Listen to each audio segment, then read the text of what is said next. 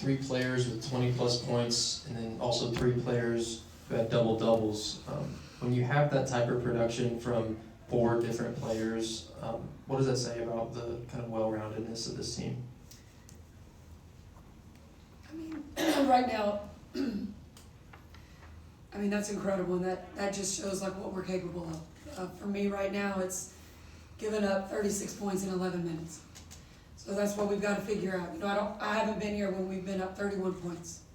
And when you do that, you have to figure out a way to hold that and just finish the game. And so that is where, as a coach, that's where I'm at. But it's incredible, you know, to have players that can put up those many points and be able to rebound the basketball. That, you know, that's where I'm at. And then just one more I feel like Caitlin and Aaliyah get so much of the buzz surrounding this team, but for Kelsey to consistently go out there and score like she does and play at such a high level, what do you just have to say about her effort and her production this year? Kelsey is one of the most dynamic guards in this league, one of the best guards in this league. She is playing so efficient right now with the players that are around her. She comes in she is a professional basketball player and does her job every day. Really proud of her consistency and what she's done for us.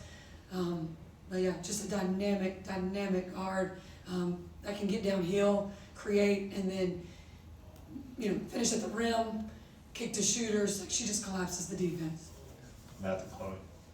Yeah, Caitlin had another 13 assists tonight. It just seemed like she was making some really remarkable passes. Did you notice maybe a step up or more dynamic passes, just improvement from that aspect of her game?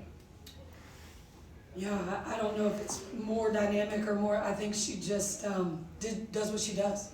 I mean, she's got the ability to draw, you know, several defenders, and she has got a crazy eye for her teammates and where they are and moving and able to make passes that some people, you know, in the first half, my gosh, she dropped 2 down to some post players. I don't know who could have made that pass. I mean, that's just what she's capable of. You know, Chloe's gonna go in the back. Yeah, you mentioned those 36 points in the last 12 minutes. Just what can you take from that to improve for Sunday? Yeah, I mean, that's our defense. It started with us not handling their zone very well. They went zone, and we just kind of, we didn't take wide open shots. We were getting wide open shots. We weren't finishing them. And then we weren't getting back and guarding. Like, we just couldn't get matched up with who we were supposed to. And then I told him at the end of the third, like, these guys can shoot the basketball. They have the ability to put the ball in the hole. They can get a lot of points. Kalia Copper's an unbelievable player. She made things happen for them. So that's just us being up 31, able to finish out a game the way we should have, and that's just what we need to talk about and figure out. Going back. Hey, Coach, this is your last home game in over a month. I know you got a 2-game road trip to cap off before the break actually goes on, but what does it mean for you and for this program to have such passion rally behind this momentum that you're starting to gain? Yeah, you know, we're just constantly trying to get better. That's our goal. As a young team in this league, the goal is just to get better. And to when you do things like what we just talked about with letting them score 36 points, like, we got to figure out how to not let that happen.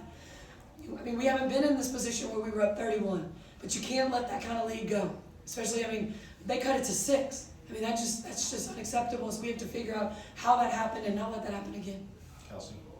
You said before the game you wanted to see what you saw in that fourth quarter on Wednesday in this game, and you started on such a fast jump. How satisfying was it to come out with a lot of energy? Yeah, no, that's what I told them. These guys, you know, I told them they were hungry in the fourth, and we had to continue that for these 4 quarters. And I think we really did that for 3. Up until like the last 2 minutes of the 3, I think that's where we were. But yeah, I mean, that is the energy and focus that you have to have, and you have to sustain that for 40 minutes. Like, you can't have the drop-offs. And you mentioned the break that's coming up. How big was this win, and then what kind of emphasis is on the last 2 games, wanting to end on a high note before the break? Yeah, just, you know, you want to make sure you win the games at home that you're supposed to win. You know, we're fighting for, you know, our goal is to make the playoffs. So, you know, we took care of business tonight. Now we have to go on the road and try to close these 2 out. And then it's just going to be a great opportunity for some players that just need, you know, not just a break physically, but mentally as well. So really looking forward to that, and then getting an opportunity to really get some good practices in during this break. But we're not on break yet. And that's what I keep telling them. We still have 2 games. You know, it's a late night. We have an early day tomorrow. We head straight to Minnesota, and then back home and then to Dallas. So we just got to make sure we're taking care of what we need to look at tonight to make sure we don't let it happen again. Finish Don, Chloe, and Matt. Yeah, Coach, it just feels like Wednesday and today were polar opposites. First 3 quarters good, last one bad, and vice versa. Just kind of like Jekyll and Hyde with the questions. Feels like what was good and then what was not so good. What do you, I guess, place more value on, and what contributed to both in this game, I guess? I think our defense in the first 3 quarters, up until the last 2 minutes, I think they went on an 8-0 run just into third. I think our defense, you know, we were following the scout report. We were doing the defensive schemes that we needed to do. I hate it for BG. I hope she's okay. But we did an excellent job. And then we just didn't do what we were doing for 3 quarters. And then, Washington, we didn't do what we were supposed to do for 3 quarters and then do it for 1 quarter. And we put ourselves in a position to win the game. So, like, that is just what we have in our locker room. What that looks like for the future, the ability. We've just got to clean up some things and learn from some things and not let those same things happen.